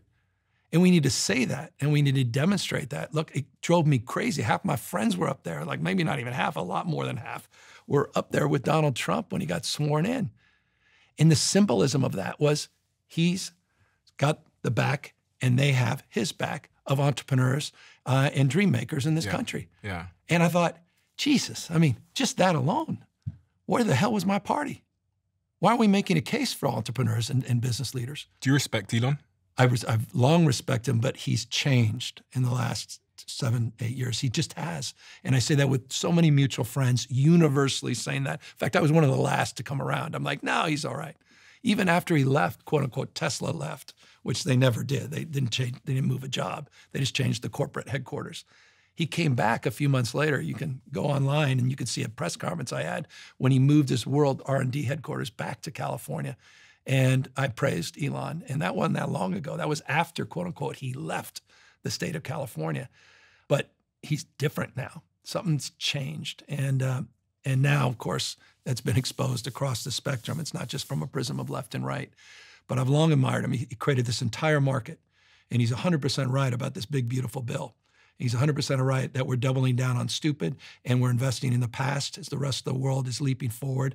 China's going to clean our clock as it relates to electric vehicles. They're going to clean our clock in terms of the future and dominate it because of some of what Donald Trump has just done and rolling back progress that was made over the last decade or so, particularly as it relates to what just occurred with the IRA and notably with the infrastructure bill that the President of the United States, previous president, passed. So I agree with him on a lot of things, but some character issues that I question. I use his name, I guess, because he's now so influential in this country, but he's also like a figurehead of like a certain, you know, of entrepreneurship and innovation. So and now he owns X as well, so the platform's so big. Yeah. If you are ever to become president, what's your attitude going to be towards entrepreneurs like him, and how is that different to the Democratic Celebrate, revere their entrepreneurialism. We celebrate them. We celebrate their contributions. Again, we don't, I mean, the idea that our party is branded by begrudging other people's success, it's devastating to, I think, to the aspirations of what it means. So much of what it means to be an American, California is the dream. It's attached to this notion of social mobility, that there's a limitlessness in terms of being and doing anything. And so my job as governor, and my job in any position, would be to create the conditions where people feel included, feel seen, where they can live their lives back, what I said earlier, out loud, and we create the conditions where their success becomes inevitable or irresistible. And I think a lot of what leadership is climate control, not in the sustainable sense, and it's no longer command and control. What I'm concerned about now is the command and control of crony capitalism coming back into the United States of America because of Donald Trump. You got to kiss the ring. You don't kiss the ring, It's going to be punitive. You want an exemption on the tariffs? Just make a call, or rather, better yet, make a contribution. Maybe you make a contribution indirectly by buying some crypto, and that contribution then gets the benefit. Maybe you make a deal overseas on weapons, and we'll take care of the golf course. Maybe we'll take care of the new 2 towers for the family. That's what's happened under Trump in just 6 months. To a degree never, it's unimaginable in the United States to see it at this scale, in this level. And that's, to me, not free enterprise. Business takes me all over the world, and I travel about 50 weeks a year. And up until recently, one of the challenges I continued to face was staying connected as soon as I landed somewhere new. The reality is I don't have time to wait around and sort out SIM cards while I'm on the go. So a few months ago, I tried something called Airlo for the first time, and they are now a sponsor of today's episode. Airlo is the world's first eSIM store. It's entirely digital, no SIM cards are needed at all, and you can keep the same phone number you have now. It means that you can get reliable data in over 200 destinations with instant access to a digital eSIM card with a click of a button. When you buy your first Airlo eSIM, you can get $3 off by using code DOAC3. For me, being able to land, switch on my phone and get back to work is game-changing, and Airlo makes this possible. Install Airlo today to get $3 off your first eSIM with code DOAC3 at checkout. That's DOAC3 when you download the Airlo app. I've just invested millions into this and become a co-owner of the company. It's a company called Ketone IQ, and the story is quite interesting. I started talking about ketosis on this podcast and the fact that I'm very low carb, very, very low sugar, and my body produces ketones, which have made me incredibly focused, have improved my endurance, have improved my mood, and have made me more capable at doing what I do here. And because I was talking about it on the podcast, a couple of weeks later, these showed up on my desk in my HQ in London, these little shots. And oh my God, the impact this had on my ability to articulate myself, on my focus, on my workouts, on my mood, on stopping me crashing throughout the day was so profound that I reached out to the founders of the company, and now I'm a co-owner of this business. I highly, highly recommend you look into this. I highly recommend you look at the science behind the product. If you want to try it for yourself, visit ketone.com/Stephen for 30% off your subscription order, and you'll also get a free gift with your second shipment. That's ketone.com/Stephen. And I'm so honored that once again, a company I own can sponsor my podcast. Is the world safer now under Trump than it was under Biden? There's nuance to that. I don't think it's a binary safe. I mean, I think in terms of war and the probability of a World War III, are we in I think it's more unpredictable than it's been. I worry about nuclear proliferation. I worry about AI. Biden wasn't doing so well. When I watched that debate and he was struggling over his words and couldn't be coherent with sentences, I was his chief surrogate that night, so. Chief surrogate? Yeah, meaning I was there representing the campaign to make a so you were case, there? I actually think I saw you afterwards doing interviews. I was doing my best to have, and you go home with a guy who brought you to the dance. And, I was proud to support him, but that was a difficult night. Did you realize was that the moment you realized that he wasn't right when he walked out on stage doing well? I was in the back. I'll never forget physically standing up as I was watching and going, ooh, and I turned to my staff. I said, something's off. Right when he walked on stage, felt it. It was the only time I saw that was at a fundraiser here that he had after he had no sleep, and we all just literally assumed it was just jet lag, and he had flown back and forth in over a week, back and forth to Europe twice, and he had a late night. And I thought, boy, he's just not on. And that was in private, not just his public comments with President Obama that night. There was a lot of talk, rhetoric, that there was an internal desire to overthrow him around that time, because you could see on TV he was struggling in the polls and Donald Trump was reveling in it. And then I heard this narrative coming up that, Nancy Pelosi and the Democratic Party were having private conversations and telling him to step down and forcing him out. Yeah. All cards on the table, 100% truth. Is there any truth in that? Yeah. No, a lot of that was happening. I mean, a lot of people were, there was a phone tree that lit up that night. There was a text tree, phone tree, email, just blew up. Saying? People were in panic. Total full-fledged panic. And there was a need and desire to know that he was okay and that this was momentary. or discover there was something else. Maybe he had a cold, maybe there's some other issue. And it led to those kind of conversations that many have been made public, many private, led to meetings with Democratic governors in the White House with the president around a table. Including you. Including me. Mr. President, tell us, what's your path? How are you feeling? Some honest back and forth with a few governors that challenged him a little bit more than one would have expected with sort of protocol within the party. A real desire, obviously, to turn the page, and ultimately that manifested with a decision he made and led to, obviously, our nominee, his vice president. He was effectively pushed out of the party by pressure. Yeah, I mean, because he wanted to continue, that was clear. He said that. Yeah, he believed he was the only one that could beat Donald Trump. Yeah. Having beat him once, he was convinced he could do it again. He believed that his record of the lowest black unemployment, Hispanic unemployment, lowest unemployment for women, the best economy in 60 years as it relates to jobs and GDP growth, inflation that was cooling from 9.1 and was moving in the right direction with the CHIPS and Science Act, with the infrastructure bill, the IRA, 400 bipartisan bills. He felt lowest uninsured rates. They felt like things directionally were moving despite the inflation scars, and that he can make that case. He felt that. He really did feel that way. A lot of the narrative was that you were going to step in potentially at last minute, and that I know in your head you must have been mulling and thinking about going back and forward about different possibilities and outcomes. Things were moving so quickly and there was such little time. I saw your name mentioned all the time associated with stepping in to replace him. No, but I was also the one that was out there still campaigning for him after everyone else had turned his back. But you must be in your head at night thinking, I wasn't then. Things could change. You talked about what shaped me, those moments. When I say no daylight, when I say, I got to make up for disappointing this guy and myself, when I'm in, I'm in. And I'll tell you, the coin of the realm in politics is loyalty, period, full stop. Willie Brown taught me that, and Joe Biden. I was going to have his back. So I literally, I'm telling you, look me in the eye, because I know it's cynical, did not think along those lines. After he dropped out, those minutes later, and my cell phone blew up, I confess that there were a number of people that wondered, and I imagine you can, there were plenty of people sort of circling, go, well, maybe and what this were you is thinking? the moment. Once he dropped out, to be candid, I'm gonna get in trouble for saying this because I haven't said it public. I was a little angry. I didn't get heads up.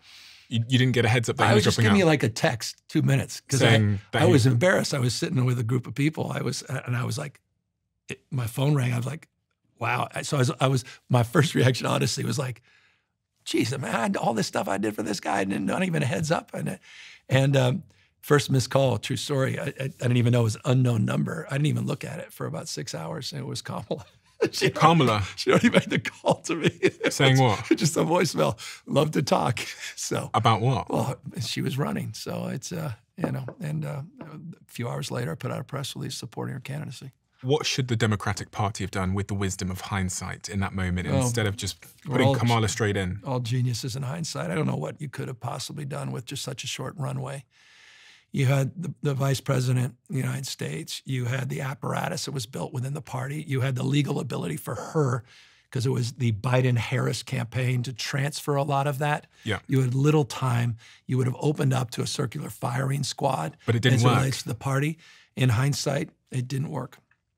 What could you have done with the benefit of hindsight that might have worked? Yeah, woulda, coulda, shoulda. I don't live in that. Okay. I think, but I live where we were exploring a moment ago, and that is in reflection more broadly of where the party is, less the individuals. And I think that's our biggest mistake. We're so consumed by the individual. Identity politics. Yeah, but issues related to identity politics broadly, but it's not just the person. Oh, okay. It's who we represent. And there's a word we didn't use earlier, but you used it in relationship to Trump: weakness versus strength. And I'll tell you, to me, at the core, the end of the day, to me, it's that distinction that perhaps says more things in more ways on more days about where our two parties are. Donald Trump exudes, strangely, strength. I think he's weakness masquerading as strength. Our party appears weak for many, too many. And I remember Bill Clinton, after shellacking, we got crushed in a midterm, and he said, given the choice Bill Clinton said, the American people always support strong and wrong versus weak and right. There's something about that. I think this notion of strength, I think it goes to young boys. I think it goes to Trump and Trumpism, what he sells, what he represents to people. I think in that distinction maybe is a pathway for our party.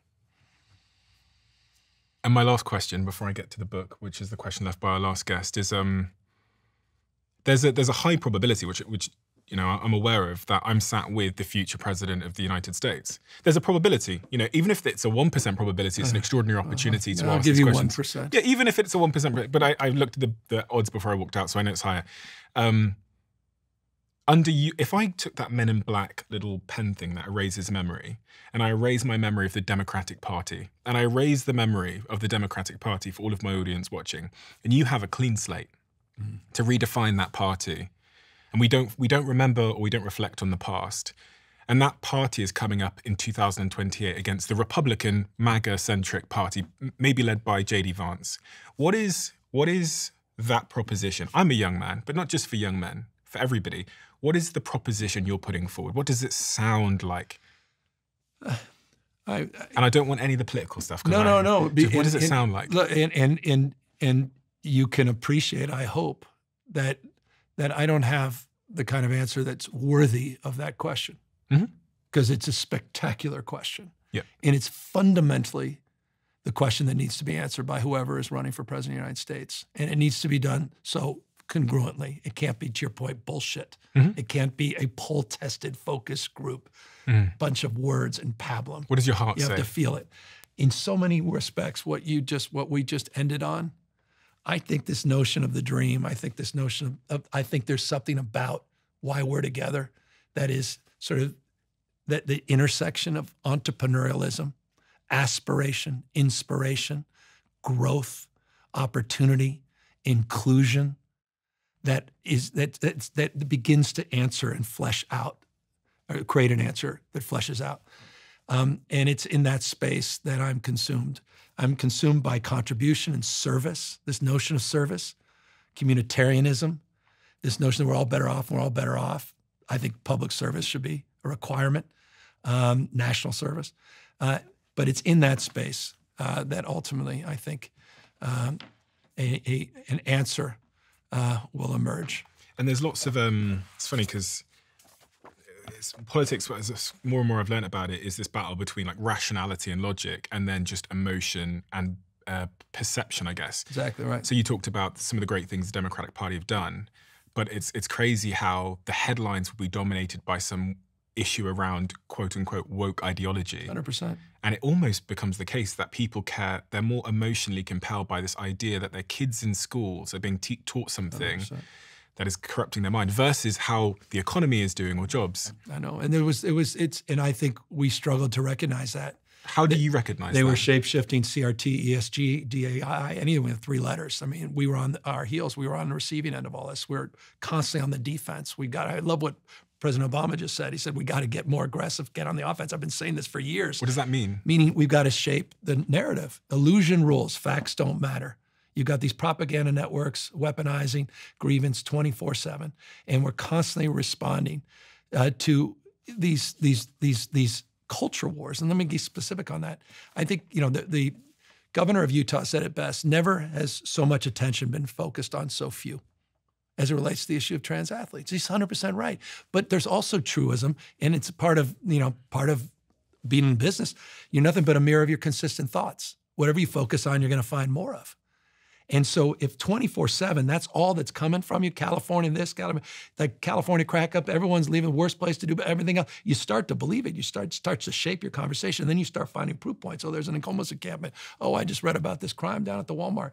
And it's just, everyone's leaving because Elon left, everyone. So I think narrative matters, to your point. Trump understands that better than anybody.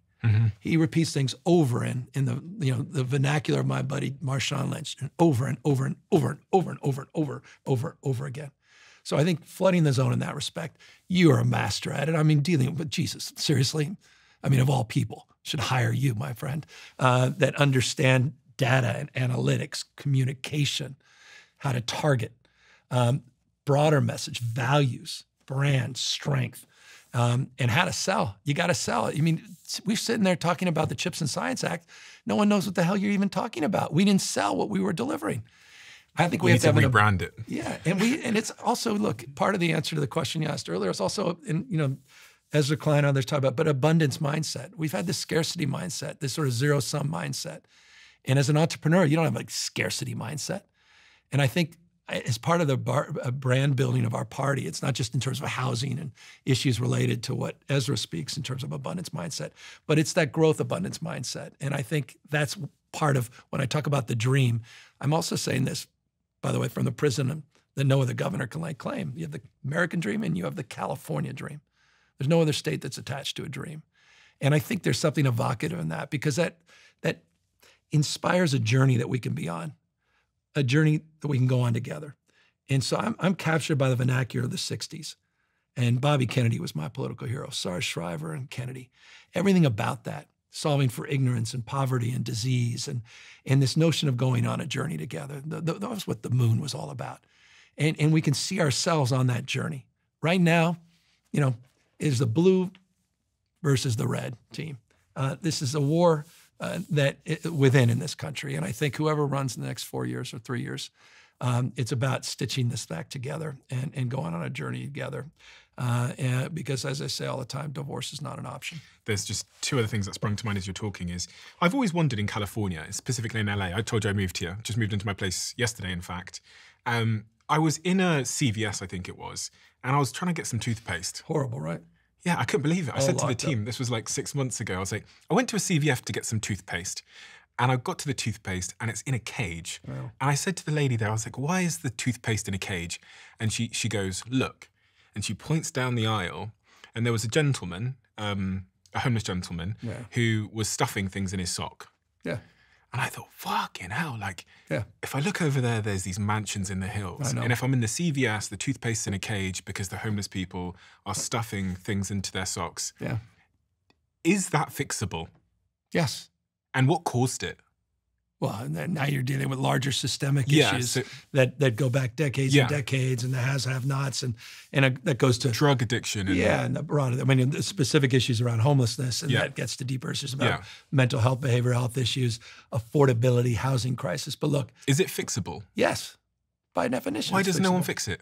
It's being fixed, and progress is literally being made. We're seeing significant reductions back-to-back years in crime. We're seeing significant reductions in organized retail theft.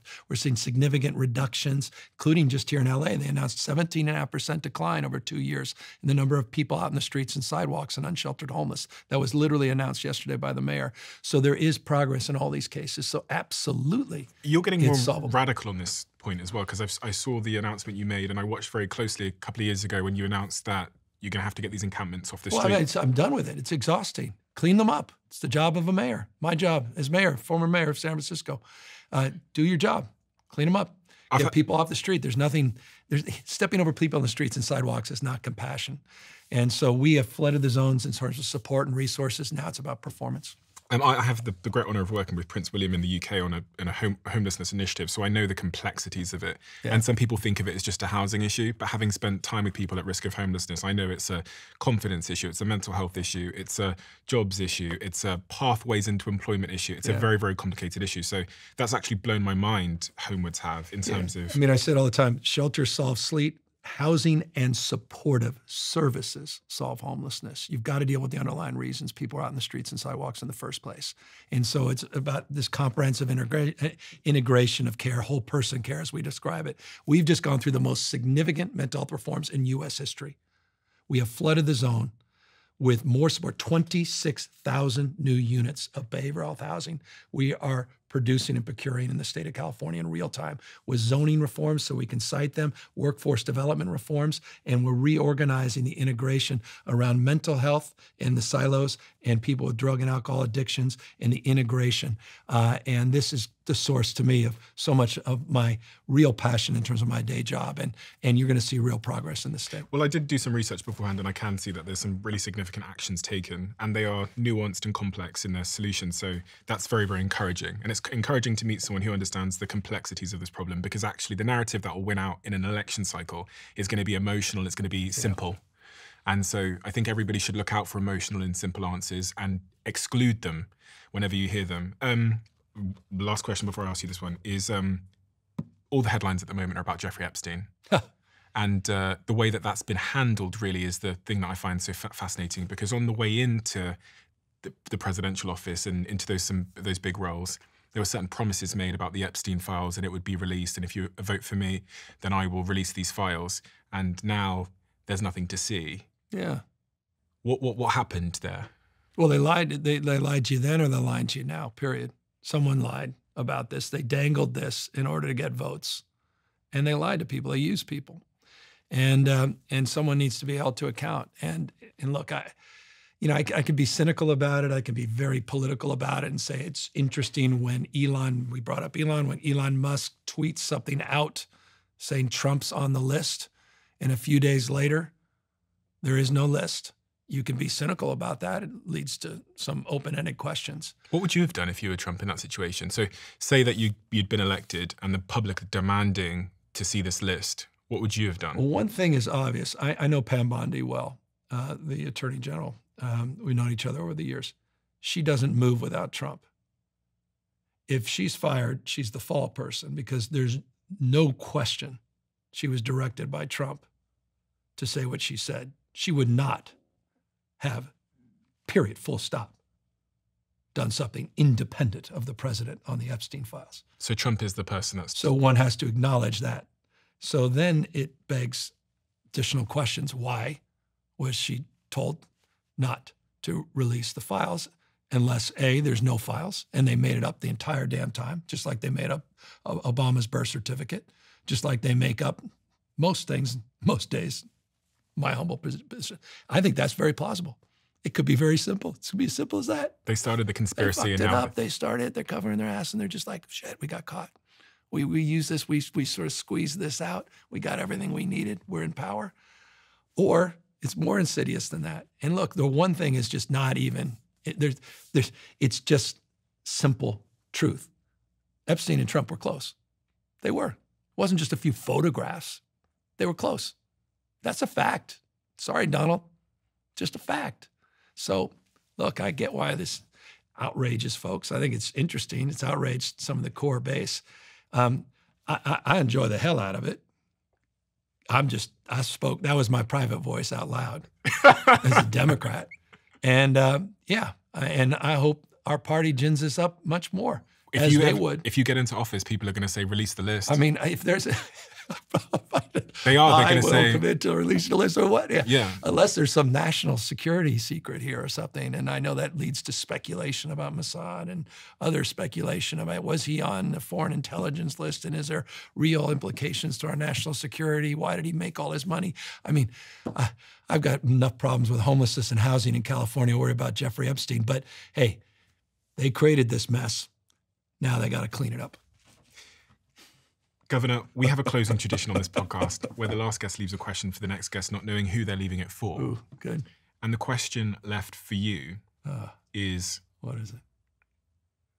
Have you received a sign from beyond?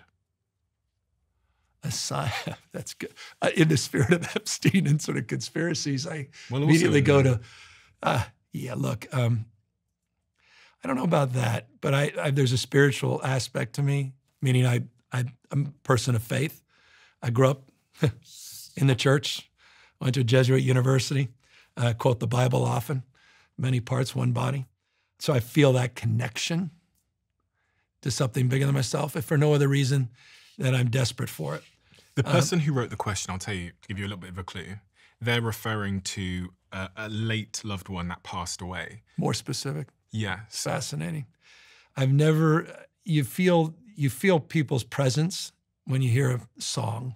You feel people's presence when you know, during season of the year. And, you know, I will say, all right, I will say, you've got me. This was uncanny. My father passed away in his house in San Francisco. I came after, in this case, and there was no assisted suicide, but I came right after and visited him. On right outside the window was a peregrine falcon. Can't make this up. My father was passionate about peregrine falcons. I've never seen a peregrine. I grew up in San Francisco in my life. It was a peregrine falcon right on the balcony, right after his death. My sister and I looked at each other, so you can't, that was the sign. True story. There's my answer. Thank you. Thank you so much. I'm really encouraged by the example you're setting for so many reasons.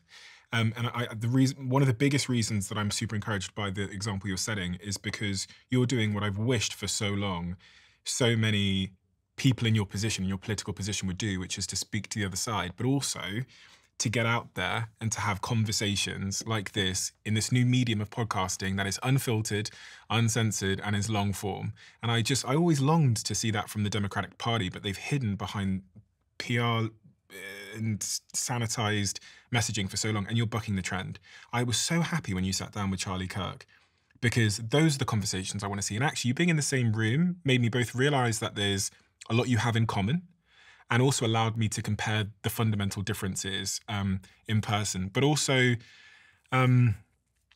it's so wonderful to get to know you as a man and where you come from. Yeah, I appreciate it. Because now I understand. I understand your motivations. Yeah. I understand the decisions that I think you'd make, going forward as president. And it feels like a great honor for you to have given me this time. But also, as I said, for your team not to tell me you can't talk about this, you can't talk about that, and just to let me talk about whatever I wanted to talk about. So thank you so much. And thank you for having me in your home state now of California. I guess I'm a kind of a half semi-resident or something.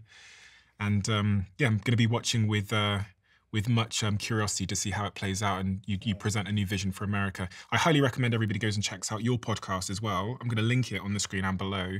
This is Gavin Newsom, where you do exactly that. You sit with people and have these conversations that are so unfortunately rare with people you often disagree with. It's a fantastic show, and it always has me absolutely hooked.